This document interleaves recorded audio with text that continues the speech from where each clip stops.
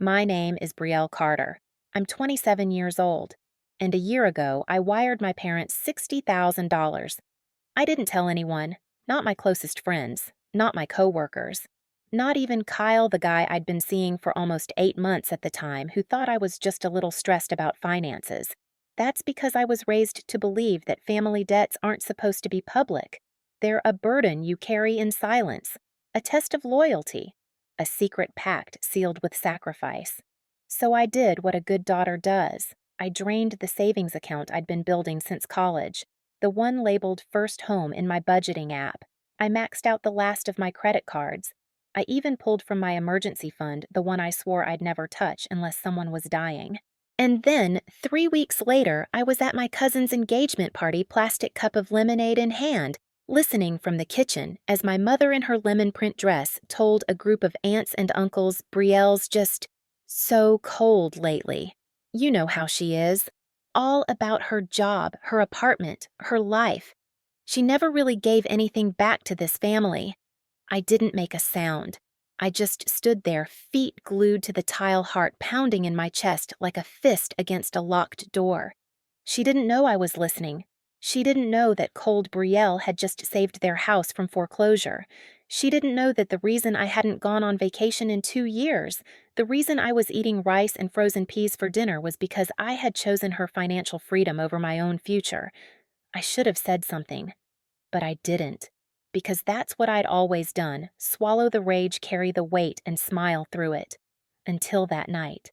Because that night, something cracked. And once it cracked, it couldn't be uncracked. You might be wondering why someone like me would even have $60,000 lying around. And the answer is, I didn't. It took years of hustle. I worked my way through college with a coffee shop apron and a library night shift. I said no to every spring break, every late-night Uber ride, every impromptu brunch. I learned to fix my own flat tires, mend my own seams, and silence the guilt when I said I can't afford that. After graduation, I got a job as a paralegal in a small law firm downtown. It wasn't glamorous, but it was stable. I automated my savings. I lived below my means. I didn't drink, didn't party, didn't upgrade my phone unless the old one physically exploded. Every dollar I saved was a brick toward the future I promised myself as a kid, falling asleep in a room that smelled like mildew and broken promises. So when my parents called shaky voices overdue bills, mortgage letters piling up on the counter, I didn't hesitate. I just sent the money. They promised they'd pay me back. They said they'd never ask again. And I believed them. Because no matter how old I got, I was still the daughter who wanted to be enough. But that night at the party, that's when the illusion shattered. Not because of what they said, but because of what they didn't. They didn't defend me. They didn't acknowledge me. They didn't even realize that what I gave them was everything I had. And somehow, that was still not enough. I left the party without saying goodbye. I remember getting into my car, staring at the steering wheel and thinking, what if I just drove somewhere else? Anywhere else? Somewhere I don't have to keep bleeding for people who call me a stranger the moment I'm out of sight. I drove home in silence. No music. Just my own breath and a heart full of static. When I got back to my apartment, the one bedroom I'd worked 3 promotions to afford, I opened my budgeting app and deleted the category labeled Home Fund. It felt like erasing a dream. But what was the point? I wasn't going to have a home. I'd already given mine away. To people who would never call it a gift. That week, I started to notice the cracks. My landlord raised the rent. I had to cancel my dental appointment. I stopped ordering groceries online and started couponing like a single mom of 3. I couldn't afford a therapy session, so I took long showers and cried with the faucet running. And through it all, the story my parents told about me kept spreading. My aunt texted, "You should really call your mother. She says you've been distant." My brother tagged me in a meme that said, "You can't pour from an empty cup. But you can Venmo from one." It was supposed to be funny. I felt like a joke. The worst part, I still loved them. Even as the resentment curdled in my chest, even as my jaw clenched at every phone notification, a small, stubborn part of me still wanted to be seen, not as the ungrateful daughter, not as the selfish city girl, but as the woman who gave everything she had, and just wanted a little bit of it back. Not the money, just the truth. Growing up, I was the easy child. My parents said it often, sometimes with pride, sometimes with exasperation. Brielle just handles things my mom would say sipping iced tea on the porch while I cleaned up my little brother's science experiment off the kitchen walls. She's responsible, quiet. She doesn't ask for much. And it was true. I didn't. Even as a kid, I had this deep instinct not to cause trouble. I learned early that silence was rewarded, that needs were negotiations, that asking for anything attention space help came with strings, so I adapted. I learned to become useful. I washed dishes before being asked. I ironed my own school uniforms. I learned to braid my own hair by the time I was 8 because Mom was always too tired and Dad never really noticed the difference. My little brother Jamie was different. He was brilliant and loud and a whirlwind of drama and excuses. If I was the silent moon, he was the sun-blazing chaotic unavoidable. He broke windows-punched drywall, failed algebra 3 times, and still somehow got praised for trying his best. My mom called him sensitive. My dad said he was just a boy. I just stayed out of the way. When I was 16, I got my first job at a diner 3 miles from home. I'd ride my bike there after school change in the staff bathroom and spend 5 hours refilling ketchup bottles and wiping down booths. I made $6.75 an hour, plus the rare tip from an old man who thought my name tag said breezy. I saved every dollar. I kept the bills folded in a sock at the back of my drawer like some small sacred offering to the future I couldn't name yet. College, maybe. Escape, definitely. Jamie, meanwhile, crashed my mom's Camry after taking it joyriding with his friends. They didn't punish him, just blamed bad influences and promised he'd grow out of it. I remember standing at the bottom of the stairs, overhearing my parents whisper about using my savings to help fix the car. They didn't ask me. They just did it. That was the first time I felt something break small hairline like the start of a crack in a windshield. In college, the distance helped. I studied criminal justice at a state school 2 hours away, took on extra shifts in the campus security office, lived off ramen and coffee and the fire in my gut that said, if you just keep going, you'll be free. But even then, I couldn't escape being their safety net. Jamie got arrested for shoplifting once. They called me not because I was a lawyer, I wasn't, but because I was calmer with situations. I wired them $900 for court fees. No one ever said thank you. They just kept calling. When Dad got laid off, I sent home half my paycheck for 4 months. When Mom got sick, I paid for her prescription because she said the insurance was a mess. I kept thinking it was temporary, that once things got better, they'd remember. They'd see. Instead, they started expecting it. By the time I graduated and got the job at the firm, the pattern was fully cemented. Jamie moved back in with them after failing out of community college. My parents remodeled the bathroom and bought him a used Dodge Charger to boost his confidence. I didn't say a word. I sent money on birthdays and paid their cell phone bill just until they got caught up. They stopped pretending it was a loan. I stopped pretending it was okay. But I couldn't stop being the easy one, the reliable one, the one who never needed help, the one who gave without asking anything in return. That was the context for why when they called me about the debt, I didn't question it. My dad's voice cracked over the phone. We're behind on everything, Bree. Credit cards, medical bills, the mortgage. It's not just us. If we lose the house, Jamie won't have anywhere to go. Of course it was about Jamie. It was always about Jamie. But still I said, how much? And when they told me 58, 327, 40 tau to be exact, I didn't even breathe. I just said, I'll figure it out. And I did. I worked overtime, took on document review cases that made my eyes blur, sold my childhood flute, withdrew the last of my 401k contributions, and 2 weeks later I wired them the full $60,000. My mother called me the next day and said, "You're such a blessing." That was the last time she brought it up. 2 months later, they posted a photo on Facebook of their new living room couch set. Beige leather, reclining, matching end tables, no caption, no tag, just the couch. And Jamie smiling in the corner holding a brand new PS5.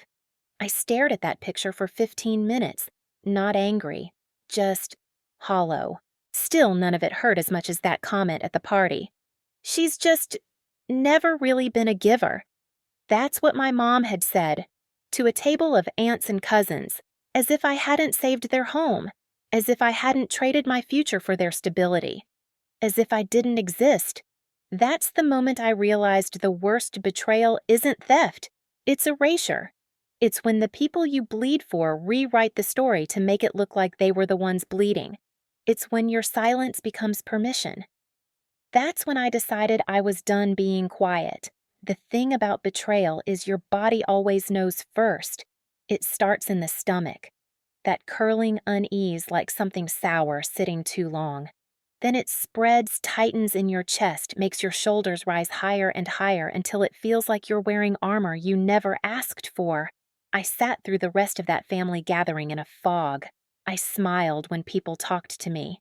I nodded when Aunt Cora asked about work, when Uncle Reggie made one of his passive jabs at millennials with soft hands.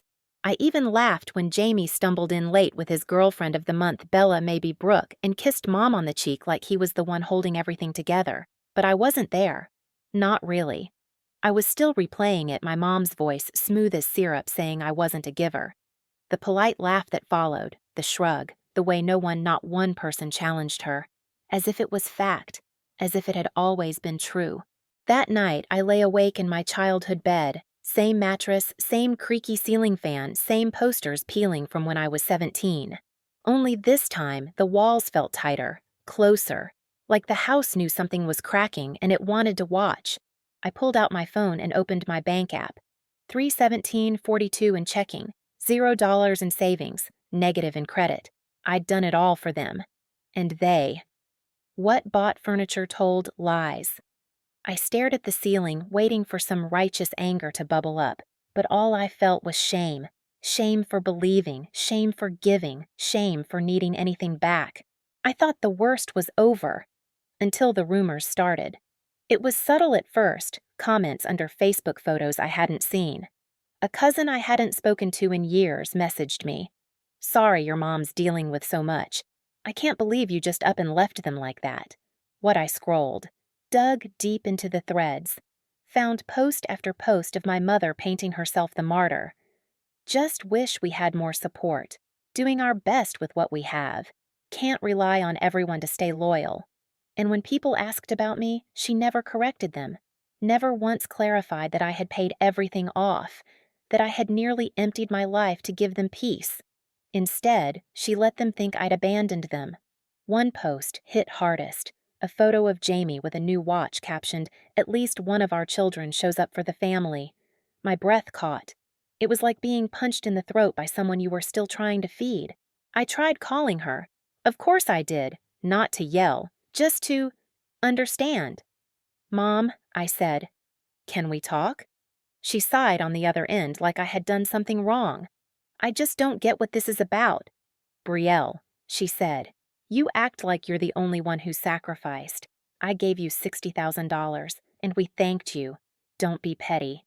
That word petty hit me like a slap, like she was brushing off my entire life's worth of effort. I swallowed. "You're letting people think I abandoned you." "I can't control what people think." "You can correct them." She was silent for too long. Then, "You always make everything about you." I hung up. Not in anger, but in something deeper, final. It was like hearing the last click in a combination lock, a sound you know by instinct, the sound that tells you there's nothing left to open. I didn't go home again after that, didn't answer Jamie's messages when he asked to borrow money for an investment, didn't respond when Dad sent his monthly copy-paste Bible verses about honor thy father and mother. I wasn't being cruel. I was surviving. For the first time, I realized I didn't owe them an audience to my pain. But the silence brought its own weight. Every memory, every good moment, Sunday Pancake's birthday, Hug's late-night movie marathons, it all turned sour. Not because it wasn't real, but because I didn't know anymore if I had imagined the love beneath it. Were they ever proud of me? Did they ever see me? Or had I just been convenient, useful, disposable? I started replaying every choice I had made since I was 17, every yes, every silent nod, every transfer, every apology, every time I told myself this is just what good daughters do, and I felt sick, because it had never been about love. It had been about loyalty. And loyalty in my family was a one-way street. The worst part wasn't the betrayal itself. It was how it made me doubt everything good I'd ever done. I started second-guessing every kind act, every birthday gift I mailed, every grocery run I made for a sick coworker. Every night, I stayed up helping friends rework their resumes. Was I just trying to earn something? Was it all a performance for affection I'd never actually received? I didn't want to think that way. But the seed had been planted, and once you've been told you're ungrateful, after giving everything, you start wondering if maybe your definition of enough has always been warped. Maybe you are selfish. Maybe you are cold. Maybe it wasn't that big of a deal. Maybe the $60,000 wasn't sacrifice, it was just a transaction. I tried journaling. That's what my old therapist used to recommend when I couldn't afford sessions anymore. Right through the ache, she'd said, "Let the story show you who you really are." So I did. I wrote about the day I got the scholarship, how I ran to the kitchen screaming, and my dad barely looked up from his coffee. How Mom told me not to rub it in because Jamie had just failed another class. I wrote about every time they asked for help with the electricity bill, the car insurance, the hospital copays. How I always said yes. I wrote about the time Jamie lost his job after crashing Dad's truck, and I covered the difference on their mortgage that month so they wouldn't lose the house. I wrote about how I never once asked for repayment, not even a thank you, just acknowledgement. Some moment that said, "We see you. We know you love us." It never came. One night, I was lying in bed rereading those pages by the glow of my bedside lamp. My hand trembled as I turned the last sheet where I had scribbled, "If I gave up my future for them and it still wasn't enough, then what future do I have left to build?" It hit me harder than I expected. I'd built my entire identity around being the helper, the fixer, the one who saved the day. But what happens when the people you save turn around and say you never showed up? Who are you when your sacrifices are invisible? Worse, when they're rewritten.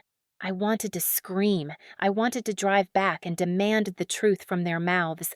But I knew what I'd get. Silence. Or worse, gaslighting. So I did something else. I printed those journal pages, all of them, bound them with a cheap clip from the office supply drawer, and mailed them no note, no return address straight to their front door. Was it petty? Maybe. But I needed to reclaim the narrative. I didn't know if they'd read them. I didn't know if it would matter. But for the first time, I wasn't pleading for understanding. I was offering clarity on my terms. And with that, I gave myself permission to let go. Letting go wasn't a thunderclap. It was quiet. It was slow. It was choosing not to check their social media. It was deleting the saved texts I used to reread for clues. It was canceling the standing invite I'd always left open for holidays just in case. It was grieving a relationship that had never truly existed the way I thought it had. And it was terrifying. Because once you stop living for someone else, you have to figure out what living for you actually looks like. I didn't know yet, but I was ready to find out. Still, the hurt lingered. Grief doesn't evaporate just because you want it to. It shows up in the quiet moments when you hear a song your dad used to hum or when your coworkers talk about Sunday brunch with their moms.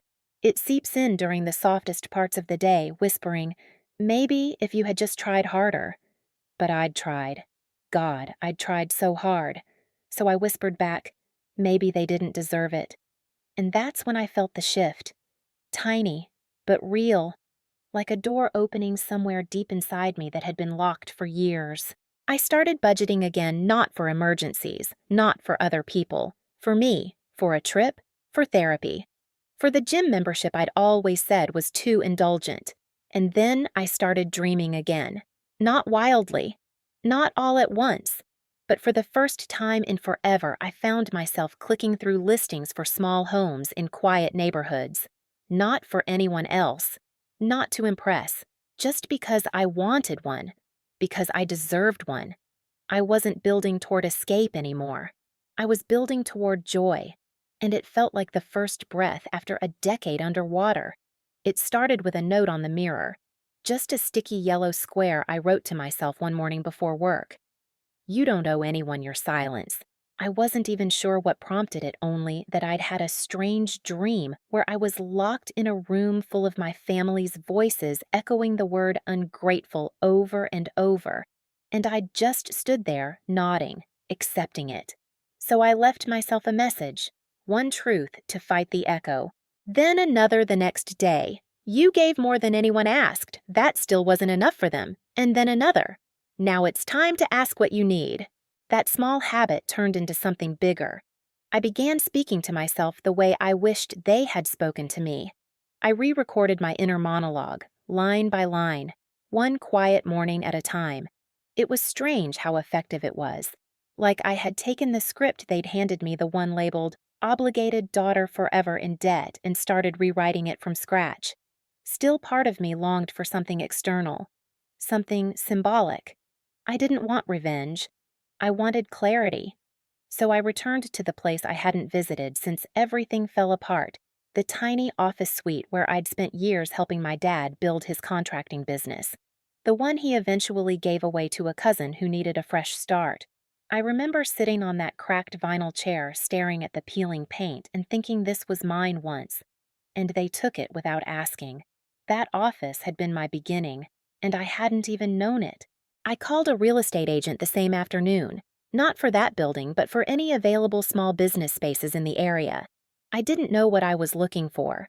Only that I had spent so long pouring into other people's foundations, I needed to lay one for myself. Something tangible. I ended up finding a modest storefront. Formerly a home goods shop, it had great natural light and a back office with high windows that reminded me of my childhood bedroom before it turned cold. It wasn't fancy, but it was mine, and that mattered more than anything. The process wasn't easy. I took out a small business loan, not huge, but enough to make me sweat, and started designing a quiet, cozy co-working space for women like me. Women who'd been told their dreams were too expensive, too impractical, too much. I called it The Nest because that's what I needed, a place to rebuild from. I hired a therapist friend to lead monthly support circles. I brought in a local barista I knew from my post-college waitressing days to manage the small cafe up front. I even reached out to a few young women I'd mentored in my old job to offer internships. And for the first time in my life, I watched something grow because I planted it, not because I was trying to prove something, not because I owed anyone, just because it was beautiful. And good. And mine. 6 months in the Nest was turning heads.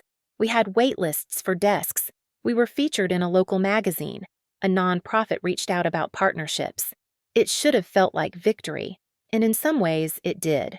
But there was still one thread I hadn't cut. My parents. They hadn't contacted me since the journals. No apology, no confrontation, no reaction at all. It was eerie, actually. Like I'd simply vanished from the family group chat and no one had noticed, or worse, no one cared. But then, one rainy Tuesday morning, the bell over the Nest's front door rang, and my mother walked in. Her face was thinner, older, hair grayer than I remembered.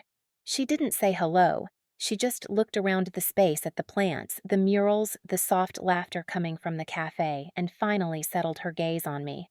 "You built this," she said quietly. I nodded. She looked down. "It's lovely." I didn't respond, because lovely was a word you used for a sunset, not for something you once destroyed. "I didn't come to argue," she said. I raised an eyebrow. "Did you come to apologize?" She looked away, and I knew. No, she hadn't. She hadn't come to see me. She had come to see what I'd become. Because even now, even after everything part of her needed to witness what she'd lost, I let her sit for 5 minutes, offered her nothing, asked nothing, said nothing. Then I stood, and she took the hint. On her way out, she turned back. "You really don't want us in your life, do you?" I paused, then said simply, "I want truth. I want respect. I want peace. If you ever want to give those, then we can talk." And she left. That night, I lit a candle in the corner of my office. No significance, just warmth. And as the rain tapped the windows, I pulled out one last sticky note and pressed it to the wall behind my desk. "You are no one's redemption arc but your own." I didn't hear from them again for a long time. And honestly, I didn't expect to. There's a strange grief that comes from realizing your parents may never become the people you hoped they were. It's not loud or cinematic. It's quiet, mundane. It shows up when you instinctively reach for your phone after a long day and remember there's no one on the other end anymore who's going to say, "We're proud of you." But I had the nest now, and somehow those voices, the women who came in every morning with their coffee-stained dreams and duct-taped goals, became louder than the silence I'd carried from home. One woman, Karina, stayed late every Thursday. She always had paint on her fingertips and was trying to open her own art therapy clinic. One night she looked at me and said, "You built this place like someone who had to build her own peace first." I didn't cry, but I came close. Still, something in me hadn't settled, not fully. Healing isn't linear. Sometimes it looks like joy. Other times it looks like confrontation. I wasn't looking for revenge. I wasn't even looking for reconciliation. I just needed my truth heard out loud, not in whispers or journals or metaphor. So I wrote a letter. A long one. Not for them, for me. And then I bought 2 train tickets. One for me, one for Jamie, my brother. Yes, him. I hadn't spoken to Jamie since the inheritance. He'd gone off to live with our cousin for a while, hopped from job to job. Word reached me now and then, through mutuals, that he'd gotten into crypto, lost everything, moved back home. But there was one detail I couldn't shake. He'd told people I abandoned the family, that I took the money and ran. He wasn't just silent, he was complicit, and that made it worse. So I tracked him down. Literally. A contact of mine at a hiring agency confirmed where he was working, now a big box store outside town. I showed up, waited near the back exit. When he walked out on break, jaw slack from the vape in his mouth, I handed him the train ticket and said, "If you want to hear the real story, meet me Saturday, Union Station, 9 a.m., and I walked away. To my surprise, he showed up. Hoodie pulled over his face, headphones in a mix of shame and curiosity. We didn't talk on the ride. I handed him the letter, told him to read it before we got to our stop. He did, and when he looked up, his eyes weren't angry. They were confused. "Why didn't you ever tell me all this?" I held his gaze. "I did. You just weren't listening." We got off the train in the same neighborhood where my parents still lived. I wasn't there for a scene, no shouting in the driveway, no reality TV drama. We walked quietly to the front porch, side by side, and I knocked. Dad opened the door. He froze. Mom appeared behind him. I let the silence hang. Then I said, "Jamie has something he wants to ask." Jamie looked stunned, but then something shifted in his face, like a weight moved from one shoulder to the other. He cleared his throat. "Why'd you tell me she didn't care when she was the one who paid everything off for you?" Their expressions hardened. Mom said nothing. Dad scoffed. "That's not what happened." Jamie pulled the letter from his coat pocket and held it out. "This says otherwise." The air changed. Mom reached for it, then stopped. Dad stared at me like I was a stranger. I didn't wait for them to speak. Instead, I said, "I'm not here for closure." Or some tearful ending.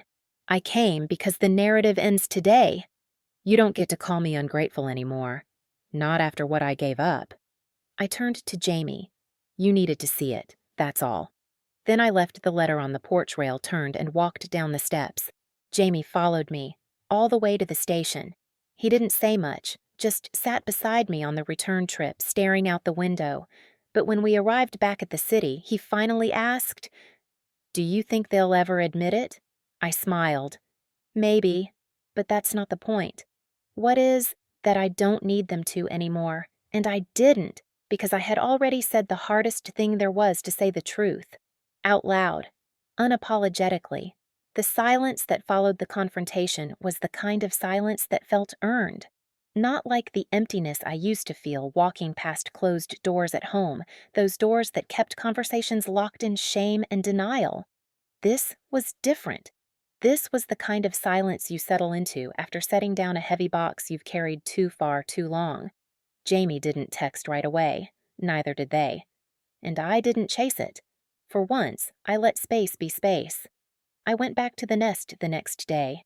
There were emails to catch up on invoices, to approve, little notes from members stuck to the corkboard near the kitchen. "Thanks for believing in us. You helped me remember who I was." I landed the job. The place was living, breathing, more alive than the house I grew up in ever was. And for the first time in a very long time, I walked through it feeling whole. Not because everything had been resolved, but because I'd stopped waiting for permission to move forward. About a week later, Jamie sent me a photo. It was our old family bookshelf, dusty, barely holding up under years of knickknacks. On the top shelf sat my journals, the ones Mom had dismissed, the ones Dad pretended didn't exist, the ones that had gone missing. He found them. His message was just 4 words. They didn't throw them. It hit me harder than I expected. They hadn't burned my words. They hadn't honored them either, but they'd kept them. Maybe out of guilt. Maybe out of shame. Maybe out of something else. It didn't really matter. They were mine again now. I asked him to bring them to me. When he arrived at the nest with the stack, something in his posture had changed. He didn't walk like the brother who mocked me. He walked like the boy I used to read stories to when we were kids, the one who got scared during storms and crawled into my bed without a word. "Do you think I can work here?" he asked, mostly joking. "Only if you're okay with washing mugs and vacuuming glitter." We laughed. But then I looked at him. "I'm serious, Jamie. If you want something different, start here." He didn't answer that day, but 2 weeks later I saw his name pop up on our volunteer application form. He started helping with event setup, quietly, steadily, no fanfare, just one person trying to be better. The holidays came. I debated for a long time whether or not to send a card to our parents. In the end, I did. Simple, no signature. Just a photo of the nest in full bloom with a caption on the back, "Healing lives here. You're welcome if you're ready." I never heard back, but I didn't need to, because the message wasn't for them really. It was for me, a marker on the path, a milestone, a declaration that my life no longer revolved around being approved of. It revolved around being true. Spring came with light that poured through the big windows like it had been waiting for years to get in. We started a mentorship program for teens aging out of foster care, offered them free workspace career guidance and quiet companionship. One girl, Serena, reminded me so much of myself at 19 that it made my chest ache. She asked me once, "How do you know when you've finally moved on from what they did to you?" I looked at her for a long time before answering. "When your story becomes less about what they did and more about what you built anyway." She smiled, and I saw it. The moment when someone who's only known rubble realizes they can build a home from the scraps. I still get pangs sometimes. Birthdays, family milestones, moments that should be shared. But then someone knocks on the door of the nest and I remember I am family now. To strangers, to dreamers, to myself. No longer the daughter defined by obligation, but the woman who made something sacred out of sacrifice. The day the nest turned 1 year old, we threw a party. Not a flashy one, no red carpets or curated Instagram backdrops. Just fairy lights, potluck casseroles, homemade thank you cards taped to the walls, and a playlist made by the members themselves. I stood near the back, quietly watching. People I'd never met walked through the doors and hugged women they hadn't seen in months. Someone brought a cake shaped like a bird's nest, complete with tiny blue fondant eggs.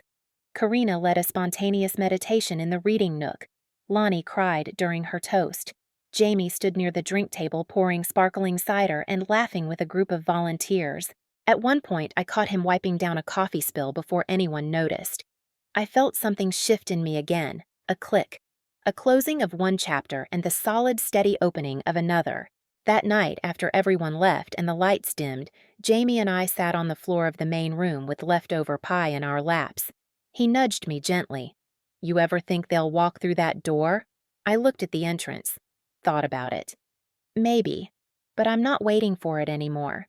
He nodded. "Me neither." Then he added, "Thanks for not giving up on me." I didn't say anything. Just passed him another slice of pie. Because love, when it's real, doesn't always need words. Sometimes it just needs pie at midnight shared between 2 siblings who once forgot how to be family and somehow found their way back. Months later, I got a letter, handwritten, from my mother. I stared at it for days before opening it. The envelope was plain, but her handwriting was unmistakable, tight loops, conservative slant. Inside were 2 pages. No apologies. No declarations of wrong. But one line stood out. I see now that what we called duty was really fear of your strength, of your clarity. We weren't ready to meet you there. I hope someday we can be. I read that line 10 times, then folded the letter and placed it on the same shelf where my journals now sat, free, unhidden mine. Healing isn't a straight road. It's a mosaic. Pieces of pain and strength and awkward silence and unexpected grace. I didn't build the nest because I wanted revenge or recognition. I built it because I needed to prove to myself that my love, my fierce, flawed, persistent love, could still be something generous, something warm, something that didn't depend on other people choosing me first. And in the process, I found my way home. A home I made with my own 2 hands, brick by brick, boundary by boundary, with welcome signs and closed doors in the exact measure they're needed.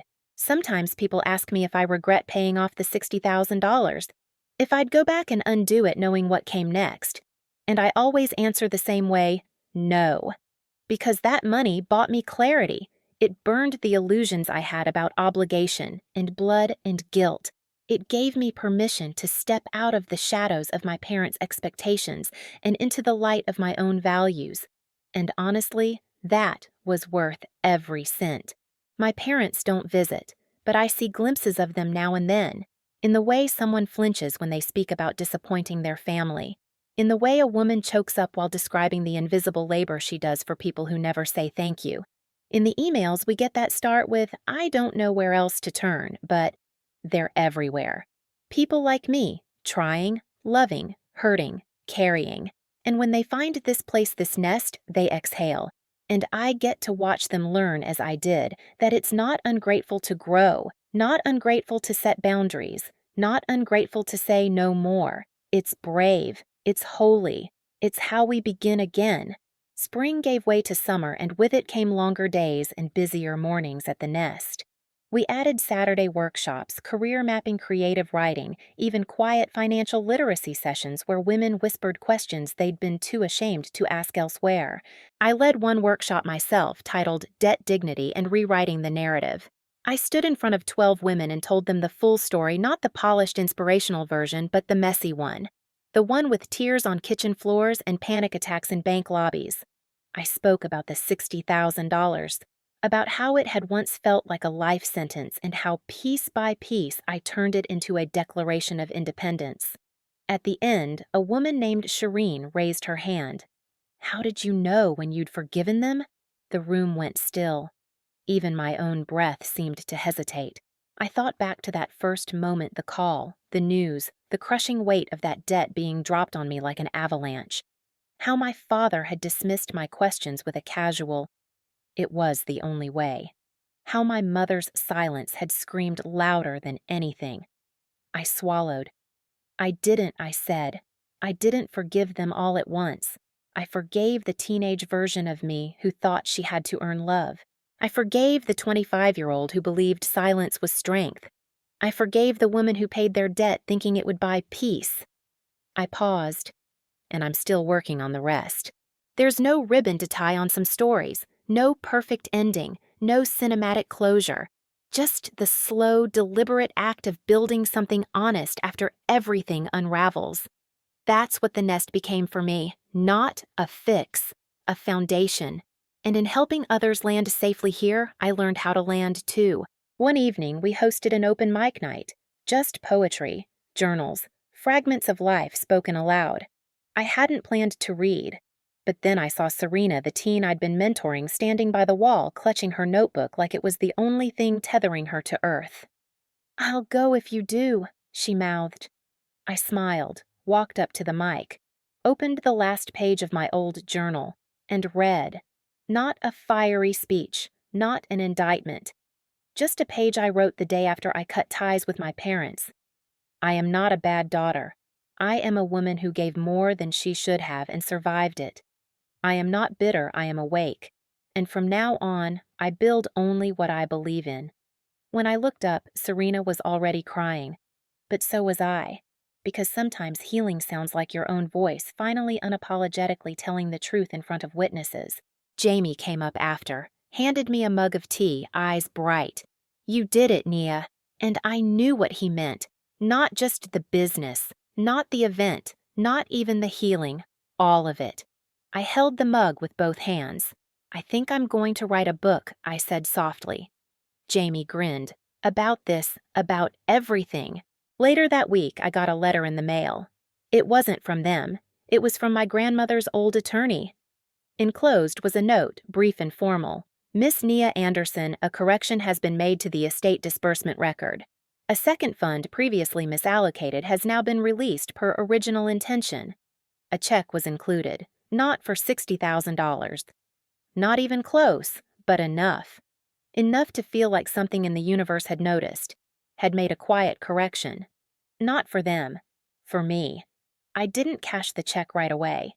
For weeks, I let it sit tucked in the back of my journal like a relic. Not because I didn't need the money. I did. The nest still ran tight margins, and I still lived in a studio apartment with a leaky faucet and windows that didn't quite shut all the way. But something in me needed to choose what it meant first. Was it a refund, a reward, a sign? Or maybe it was just what it was, a delayed piece of truth finally catching up. And for the first time in a long time, that was enough. By late summer, Serena had written her first full-length essay. She read it aloud at the Nest's youth showcase, standing taller than I'd ever seen her. She'd dyed her hair streaks of purple and wore boots she had saved up for herself. Afterward, she hugged me and whispered, "I want to help here. Like, work here." I smiled so hard it hurt. I thought of how I'd started. Just me, a folding chair, and an empty room with water-stained ceilings. Now we had 5 part-time staff, 4 rotating counselors, and a wait list of volunteers. But we also had something harder to measure momentum. Jamie got promoted. He sent me a photo of his new office cheap blinds desk with a view of the parking lot and a whiteboard filled with bad handwriting. It was the happiest he'd ever looked. No inheritance, no bailouts, his text read. We earned this, sis. And he was right. We had. I cashed the check in October. Not for me, not directly. I used it to open a college access fund for the girls in our mentorship program, especially the ones who'd been told by their own families that they weren't smart enough, weren't ready, or owed their help here. The fund's name, the Gratitude Project. A quiet laugh at the label that once nearly broke me. A loud reclaiming of what it really means to give and to not owe anyone your silence in return. Thanksgiving came. For the first time, I didn't think about my parents during dinner. I made roasted sweet potatoes with chili flakes, invited a few girls from the nest who had nowhere to go. Jamie brought his girlfriend. We drank cider and told stories and built a kind of warmth that didn't need tradition to be real. Later that night, I wrote in my journal, "I am no longer an echo of what they called me. I am no longer trying to twist myself into a daughter who will finally be enough. I am Nia. I help people fly, and I don't have to bleed to do it. If you're hearing this and it hurts, I want you to know you're not ungrateful. You're not broken. And you don't have to prove your love by setting yourself on fire to keep others warm. You are allowed to walk away, to draw lines, to rest, to rebuild. And if you've already paid the price, I hope you remember that payment wasn't the end of your story. It was the beginning of your own. If you've ever been called too much, too cold, too distant for setting a boundary that saved your sanity, I want to tell you something. You're not alone. This story isn't just mine, it's ours. It belongs to every person who has poured themselves dry trying to fix what they didn't break, every daughter who was called selfish for wanting peace, every child who became the parent, every survivor who chose themselves. I built the nest because I wanted to believe there was a softer place to land. Not just for me, but for the people like me who were tired of being blamed for finally saying enough. And maybe that's why you found this story. Maybe you needed to hear it today. I hope it gave you permission, or clarity, or even just a sense of being seen. And if no one's told you this lately, I'm proud of you. You're allowed to start over. You're allowed to protect your joy. You're allowed to rise, and you don't have to carry the weight of someone else's expectations to prove your worth. And if this story resonated with you, please like, subscribe, and share with someone who might need to hear they're not alone in their struggle. Thank you for listening to my story.